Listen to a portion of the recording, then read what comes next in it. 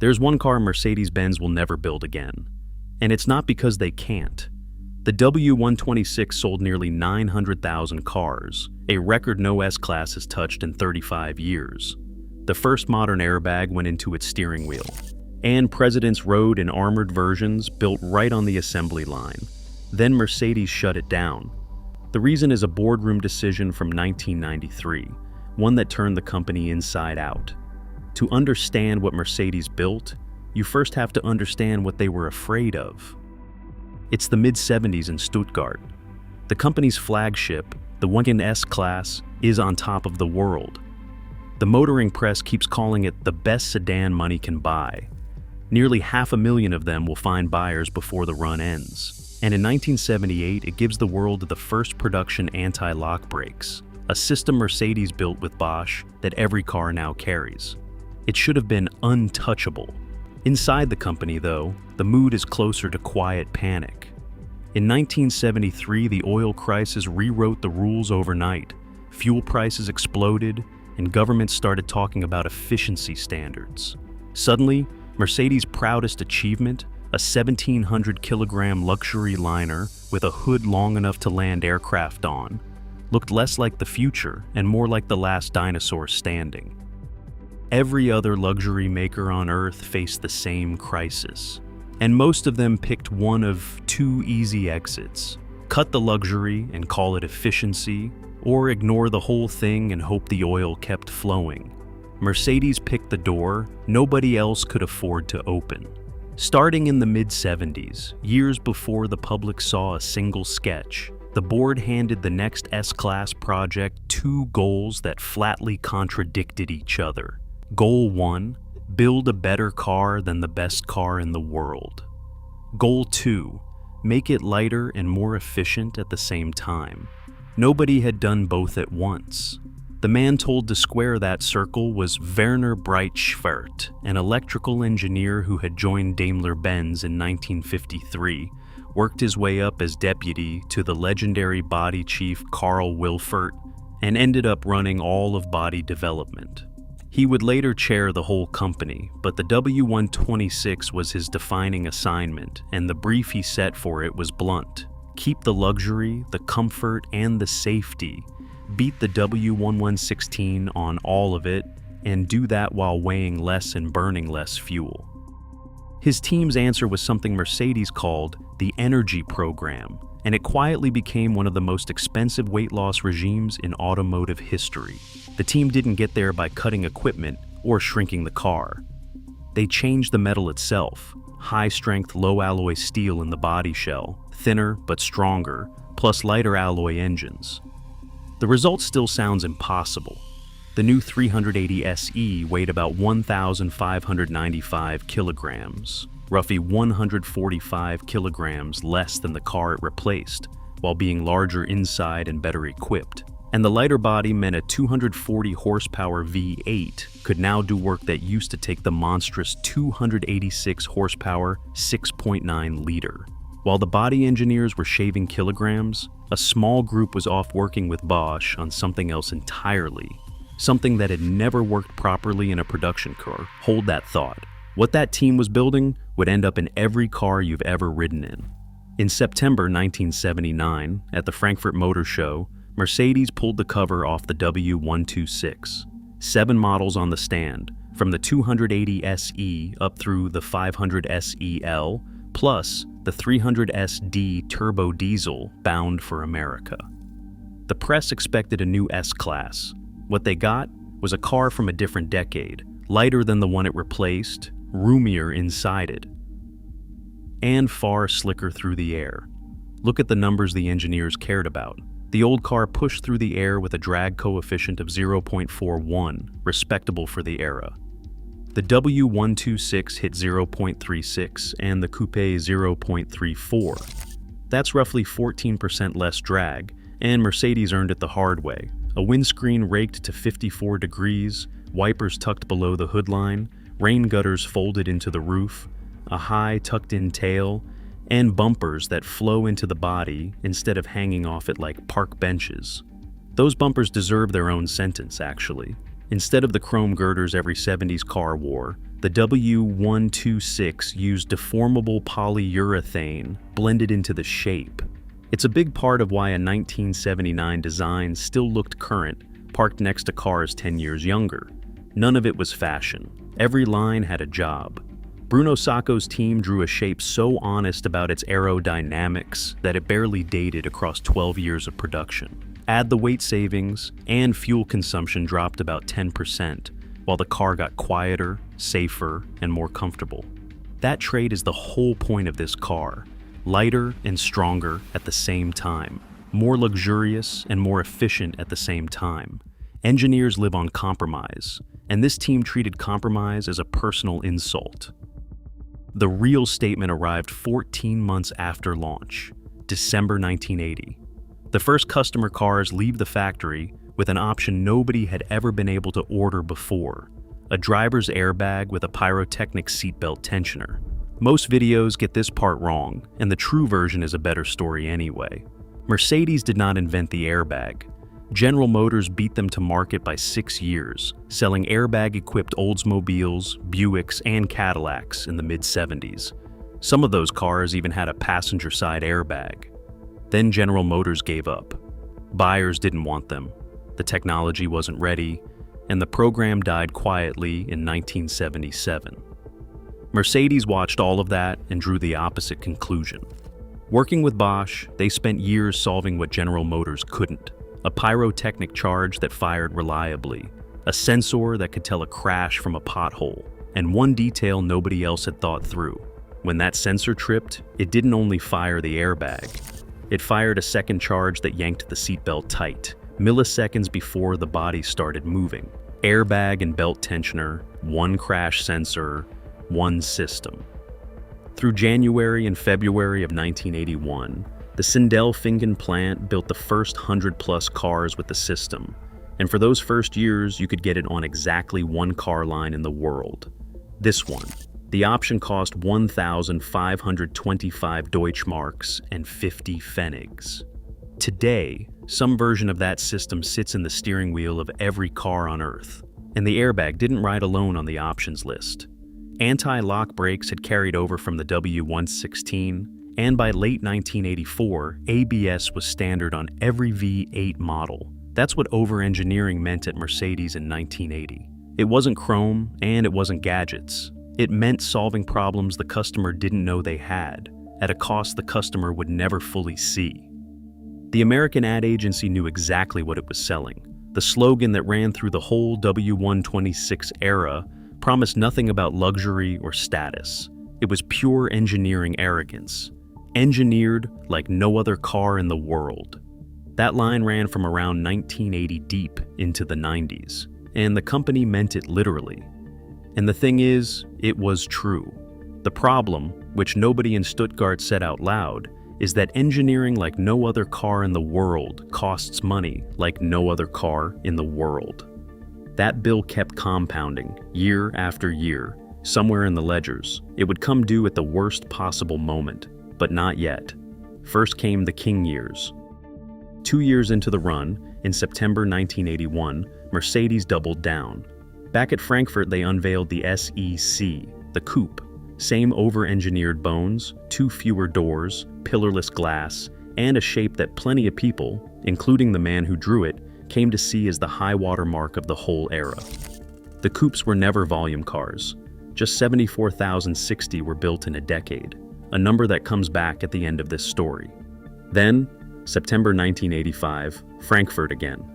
The W126 got its one and only facelift. New wheels, subtle cladding, and an engine range that now ran from the sensible 260 SE through the 300s, the 420s, and the 500s, all the way up the mountain. Because at the top sat a new 5.6-liter V8. In full European tune, the 560 SEL was the most powerful production car Mercedes had ever built to that point. America got a gentler version at first, about 238 horsepower, later 275 with the Catalyst. It did not matter. The 560 SEL became the car you bought when money had stopped being the question. The coupe got the same engine and the 560 SEC badge, and it cost even more, at $59,350 in 1986. 3 years into the facelift, at the 1988 Paris show, a standard wheelbase 560 SE quietly joined the range. The price tag said so. In 1986, a 560 SEL listed for $53,950, call it $158,000 in today's money. A year later, the sticker was already past $61,000, and the customers kept coming. By the end of production in 1991, it was pushing $80,000, which works out to around $183,000 today. Maybach money. What made the W126 different from every six-figure flagship since is that the price was not for the parts you could see. The wood and leather were nice, but a Jaguar had those. The money went into the parts nobody looks at. Overspecified subframes, door hinges machined like rifle parts, systems engineered for the second and third owners the first buyer would never meet, and people paid, gladly, by the tens of thousands. The 560 SEL alone found 75,071 buyers. Who paid and what they asked Mercedes to build for them tells you even more than how many. Mercedes ran a factory program most customers never saw: the guard cars. Armored W126s built right on the production line, stretched, reinforced, glazed in bulletproof glass for one clientele in particular: governments. Through the 1980s, when a government needed to move someone important, it moved them in a long black W126. South Korea ran a 380 SEL as a presidential car. The Dutch royal family ordered a one-off convertible from the coach builder Coruna and still owns it today. When Nelson Mandela walked out of prison in 1990, the car waiting to carry him was a red 500 SE, given to him for the occasion. Kareem Abdul-Jabbar owned a 500 SE-C. And at the other end of history's spectrum, Saddam Hussein reportedly ordered 3 armored 560 SELs fitted with pipes that could shoot flames out at the sides. Same car, on every side of every border. Nobody agreed on anything in the 1980s except what the boss should be driven in. Meanwhile, in America, the quiet star of the range was the diesel. The 300 SD turbo diesel dominated early US sales. In the first years, it was the version most American buyers actually took home. It paired that vault of a body with an engine famous for running practically forever, which was exactly what a country still rattled by fuel prices wanted from its luxury car. The diesel line kept evolving for America too, a 300 SDL later on, then 350s in the final years. The W126 ran 12 years with one facelift and no redesign, in an industry that reinvents its products every 5 or 6.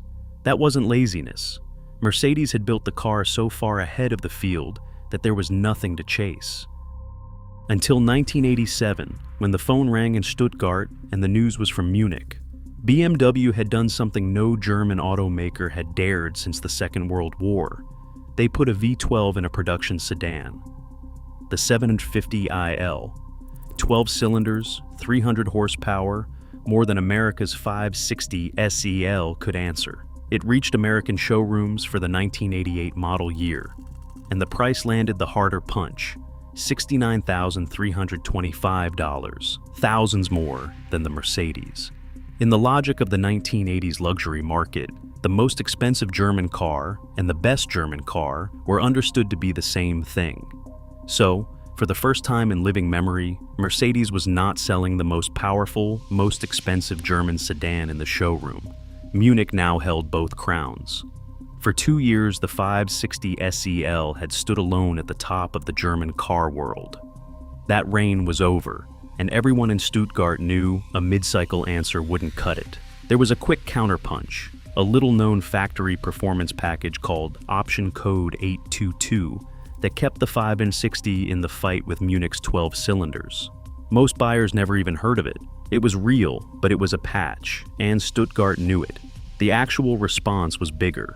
Mercedes greenlit its own V12, the M120, and aimed it at the W126's successor. The next S-Class was designed to answer BMW and everyone else at once, the most ambitious sedan the company had ever attempted. The engineers were about to get everything they had ever asked for, which is exactly how the disaster started. The successor project, the W140, ran for 8 years and was planned at roughly 3 billion Deutschmarks. Call it $2 billion at the exchange rates of the day before a single overrun. Then the world refused to hold still. BMW's V12 forced a late redesign to make room for 12 cylinders of Mercedes' own. The team explored experimental chassis concepts, then abandoned them, writing off whole engineering man-years. And in 1989, a car nobody in Germany had taken seriously landed in America, the Lexus LS 400.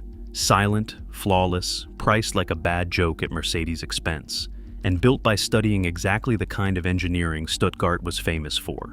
Late in development, Mercedes pushed through yet another round of quality and equipment upgrades to answer it. Every fix cost money, and every redesign cost time. The launch slipped by 18 months, a full year and a half of the world's most expensive engineers running past an already blown budget. And this time, the company did something it had never done in the engineers' living memory. It made an example of one of them. Wolfgang Peter, the chief engineer of Mercedes-Benz, lost his job over the W140's overruns and delays. By some accounts, he wasn't the program's only casualty either. A little over 2 years after the launch, the man at the top of Mercedes-Benz itself stepped down. At the company where engineers had been kings since Carl Benz, the top engineer was fired, not for building a bad car, but for building too much car. The 40 finally appeared at the Geneva Motor Show in March 1991. In October of that year, 12 years almost to the month after Frankfurt, the last regular 126 rolled off the line at Sindelfingen. A handful of armored cars trickled out until the spring of 1992, and South African assembly reportedly carried on into 1993. Then it was over. The final count: roughly 818,000 sedans and 74,000 coupes. Almost 892,000 cars, across the longest production run any S-Class has ever had.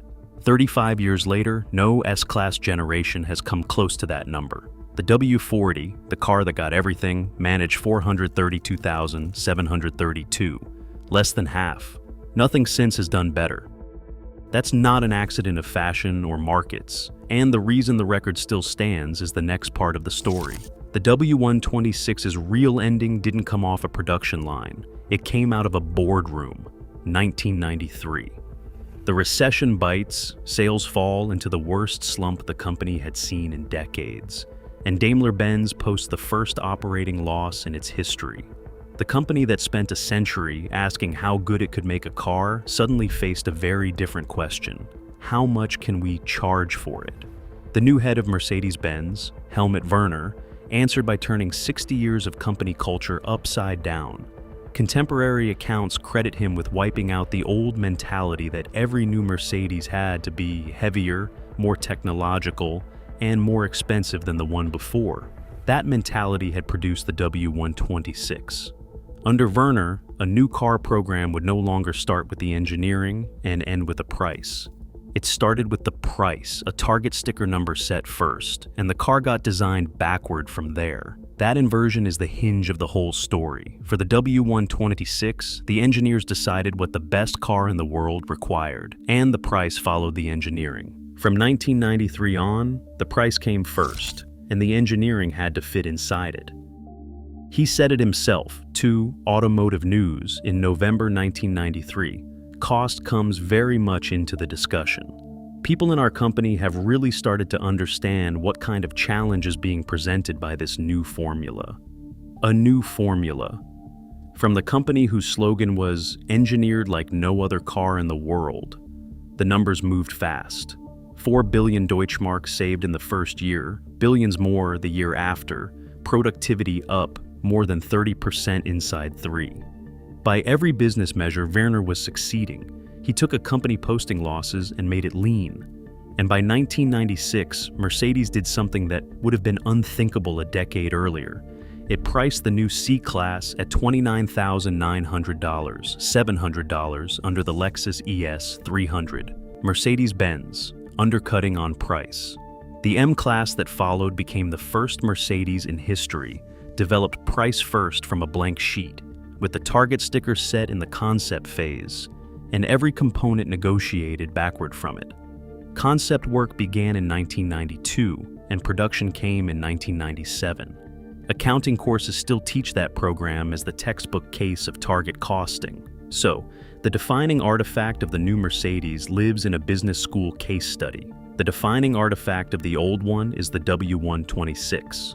In 1995, the group got a new chief executive, Jürgen Schrempp, a man so devoted to cost discipline, the press called him Neutron Jürgen. 12% return on equity became the number that mattered. And Werner, the cost cutter himself, was maneuvered out by January 1997, when Schrempp folded Mercedes-Benz into the holding company. Even the man who took the pen from the engineers had it taken from him. The engineers kept their titles. The accountants had the company. To be fair, this story usually gets told lazily. And the lazy version isn't true. No Mercedes engineer ever stood up and declared the 126 the last real Mercedes. The 40 that replaced it was, if anything, more ambitious.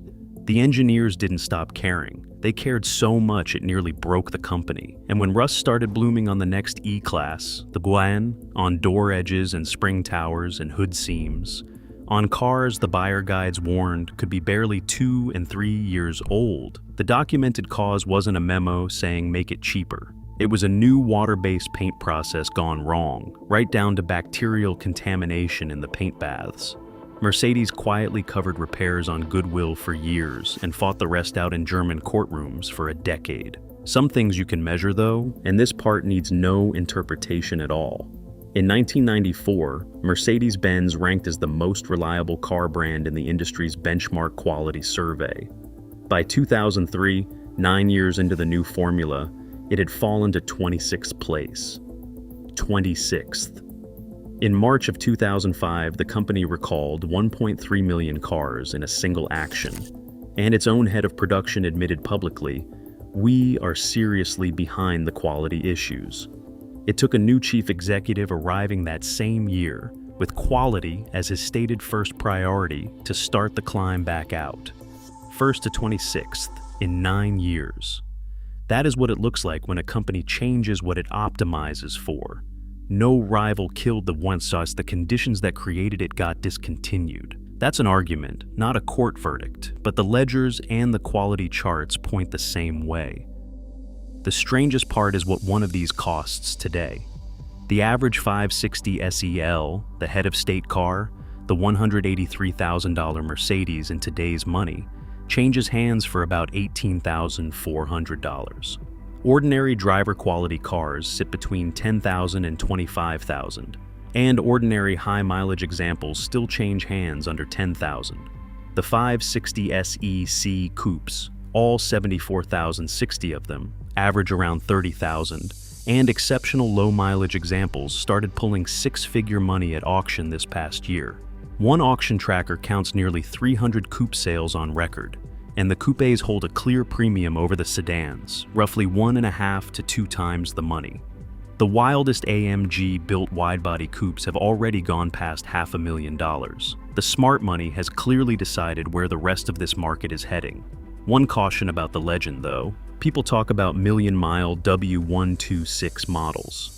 The documented million-milers are actually its siblings. The Greek taxi that racked up 2.8 million miles was a 1976 240D, a smaller and humbler Mercedes entirely, and the famous million-mile Albanian taxi is a W124. The W126 borrows that halo rather than owning it. What it does own is a 40-year reputation for shrugging off 300,000 and 400,000 miles when it is cared for, the diesels especially. So, $10,000 for what might be the best-built sedan of the late 20th century. One honest warning, if that number has you reaching for your phone, the purchase price is the cheap part. These cars forgive high mileage, not skipped maintenance, and parts still cost like the flagship parts they are. Budget for the car, then budget again for its upkeep. Maybe the best verdict on this car was never a number, though. It's a garage. Bruno Sacco, the man who shaped every Mercedes of this era, had 24 years of icons to choose from when he retired in 1999. He drove home in a dark blue 560 SEC and kept it to the end of his days.